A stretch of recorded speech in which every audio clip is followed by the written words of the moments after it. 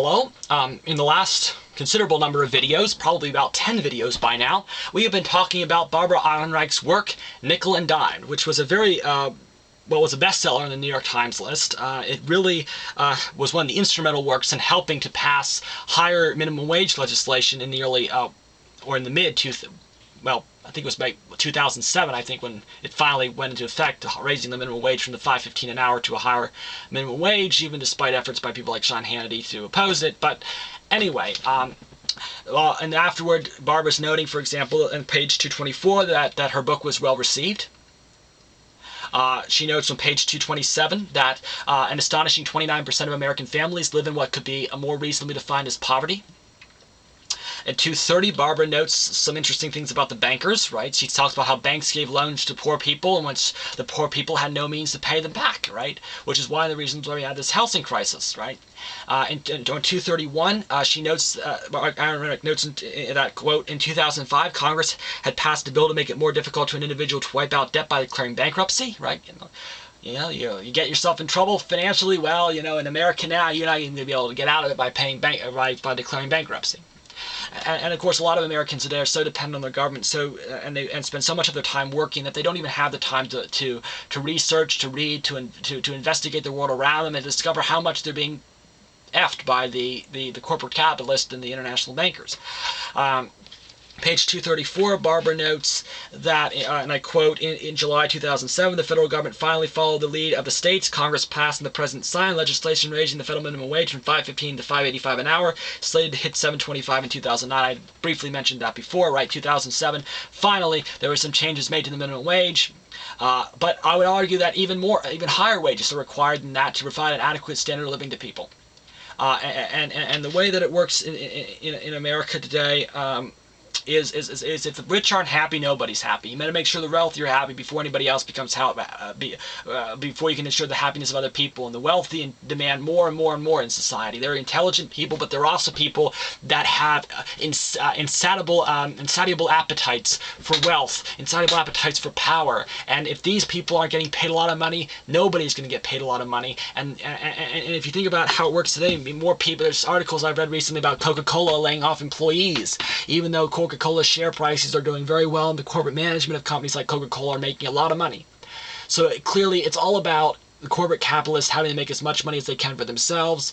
They need to make their millions, right? The 1% of the population in America must hold 43% of the nation's wealth. And if they don't, well, nobody can live a good life. Nobody can, be successful. Nobody can be happy because, we have to live in that kind of society. We need to be as Marx says, and I, again, certainly agree, we need to be the workers of the world, and we need to unite one with another. We need to declare that we are individuals, that we have value, that we have worth, that we are people. And we are not to be exploited. We are not to be treated like we are imbeciles, that we are idiots, that we are wage slaves, because we have a desire to live a good life. We have a desire if we have a family, to raise our family where we can afford to survive. We can afford to live our lives and live lives that are reasonable lives.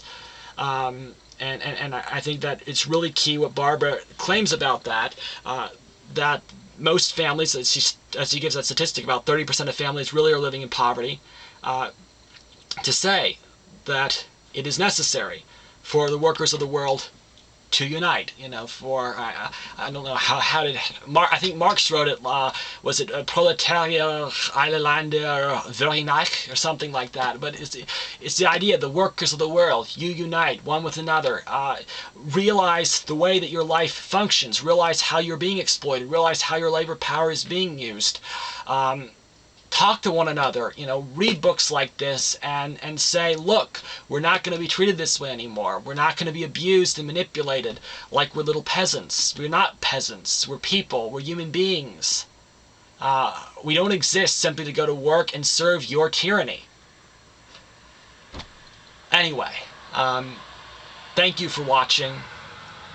Recommend this book strongly. It's a great book to read. It's a very informative book, in my opinion. The rebuttals to this book by people who have tried Barbara's experience, I think, have been flawed. I think Barbara, with her age, right? And the fact that she was a woman, and of course we still have wage discrimination even with the Lilly Ledbetter Act, and certainly before that. And of course the Ledbetter Act was I think it was Obama's first legislative act. That's not going to change everything. All right, we still have wage discrimination, even though it's closing, and it's horrible, right? We need to oppose this tyranny, oppose this corporate capitalism, and demand more equality for the people that exist in our society. We also need to demand schools that teach our children something worthwhile in school, because our education standards in this nation are very low, and they're very low for a purpose. And what children see on TV that teaches them to be stupid, right, and how it's cool to be stupid, is all part of the big paradigm to keep people subjugated from gaining any kind of individuality, and from recognizing the reality in which they live, the reality of corporate capitalist exploitation. Thank you very much. I enjoyed talking about this book with you, and I would enjoy comments if anyone wants to leave comments on YouTube. I will try to respond to them if you do. Thank you.